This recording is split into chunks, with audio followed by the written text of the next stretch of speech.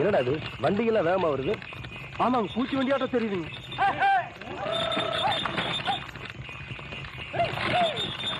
வண்டி வடக்கு திருப்பு.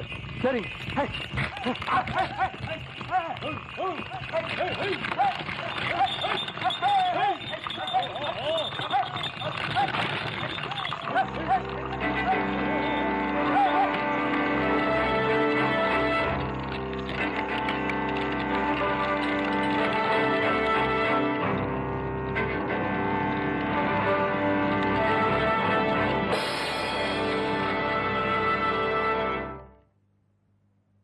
என்ன சின்ன கவுண்டர் அப்படி பாக்குறீங்க?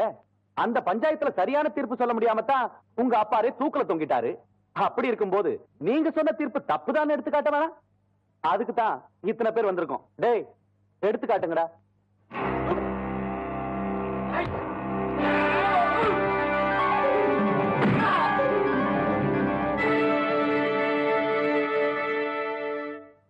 ஈசா, இந்த துண்டு மண்ணுல விழுந்தா ஆத்தா மனசு ஒத்துக்காதுல்ல. சரி, பத்திரமா கொண்டு போய் உள்ள வை. இந்த துண்டை இடுப்புல கட்டினா கோயிலுக்கு போறேன்னு அர்த்தம். இந்த துண்டை தோல்ல போட்டேன்னா தீர்ப்பு சொல்ல போறேன்னு அர்த்தம். இந்த துண்டை அப்படி எடுத்து வச்சேன்னா பட்டைய கிளப்ப போறேன்னு அர்த்தம். டேய்,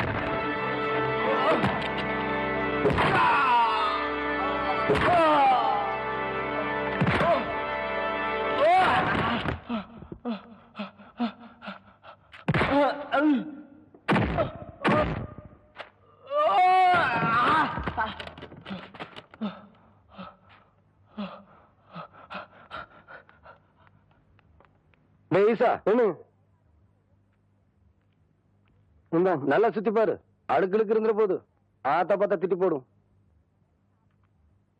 ஆஹா, சுத்தமா வெளுத்து கட்டணமா இருக்குது. சாத்து முடி சேத்து முடி நல்லழகம் போட்ட முடி மூணு முடிச்சடியோ போட்டவரு போனதெங்கே நான் கருவா முக்கருவா நாலாம் பெறையருவா வெள்ளி புடியருவா தந்தவரே போனதெங்கே? நம்ம யாருக்கா காத்துட்டு இருக்கிறோம்? பெரிய கவுண்டச்சி ஏன் தனியா அறுவடை பண்ணுது? நியாயத்துக்காக உத்தரவிட்ட பெரிய கவுண்டரை ஊர் சுடுகாட்டுல புதைச்சிட்டா 10ஓட 11ஆ போயிடுமேன்னு தன்னோட சொந்த நிலத்திலேயே புதைச்சிட்டாங்க பெரிய கவுண்டச்சி. புருஷா போச்ச இடத்துல தன் பாதம் பட்டா கூட குத்தம்னு மண்டி போட்டுக்கிட்டு கதிர் அறுத்து அந்த நெல்லுல பொங்க வச்சு குடுக்கறாங்க.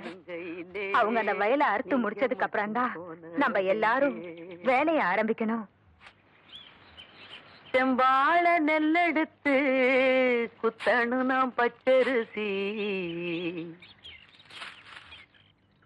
செம்பாழ நெல்லெடுத்து குத்தணு நாம் பச்சரிசி, ஊரே உன் பேரை சொல்ல போட வேணும் நெய்யரிசி, ஊரே உன் பேரை சொல்ல போட வேணும் நெய்யரிசி, ஊரே உன் பேரை சொல்ல போட வேணும் நெய்யரிசி.